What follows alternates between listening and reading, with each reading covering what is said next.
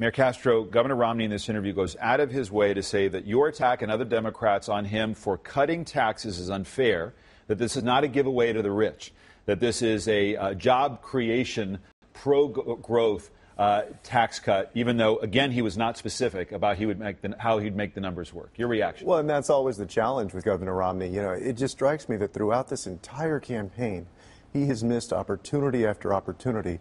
You asked him very specifically to be specific, and all he said was that, well, for higher income folks, that we would reduce some deductions and exemptions.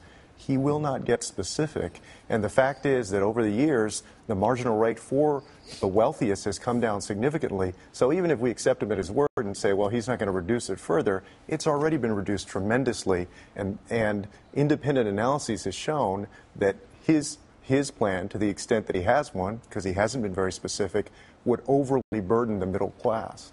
E.J., Peggy, discuss. You know, first of all, I think your interview really made clear he wants to cut taxes, he wants to raise defense, and then he doesn't tell us how he's going to balance the budget. This is a core problem that he has. I think you really got to him on the issue of taxes, because he can't do what he wants to do without cutting, raising taxes for the middle class in some way. And it really struck me that he kept falling back on these studies. I mean, a Republican leaning on studies from Harvard and Princeton over and over again is like Clint Eastwood throwing away his six-gun and saying, let's rely on sweet reason. He just couldn't explain what he was doing, so he kept citing studies. And by the way, the other issue I thought you really had him on was GM. I mean, that was not a coherent answer on GM. His original position was let it go under. That would have been an irreversible decision that would have destroyed a large part of our domestic auto industry, and he couldn't really explain that. Peggy, I thought it was pointed when he said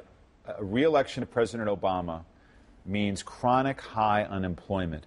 And yet there is all the evidence of the underpinnings of this economy being very strong. Is that a credible case he's making?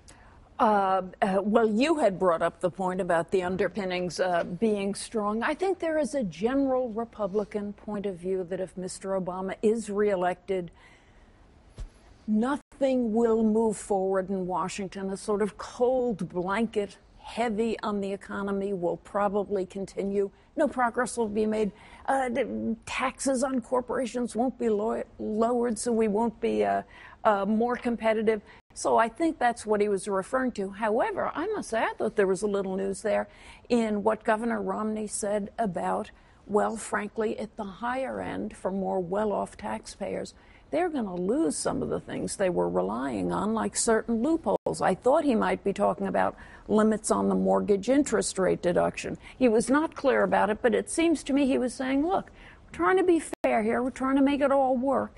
But don't demagogue me on the rich get away with everything. And emphatically, the taxes on the rich will not go down. He said that 3 times. But faulting this guy for not having a plan, President Obama, where is his plan? He is the president of the United States.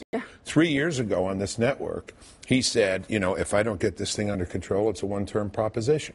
He puts forward a plan, a budget plan. It gets rejected 414-0 in the House and 97-0 in the Senate. What was the plan we heard at the convention? This guy has been the president, and he has not made things better. He has made things worse. Well, Romney has repeatedly said he won't cut taxes on the rich, and yet he has proposals to cut taxes on the rich. He doesn't explain why it adds up. In terms of Obama's budget, was a serious proposal. The Republicans tried to force a political vote on it. The Democrats decided they weren't going to play the game. It got zero support. Yes, because it was put up there as a political matter, because it was never going to pass. If you read the Bob Woodward book, you will see just how pathetic the White House effort was.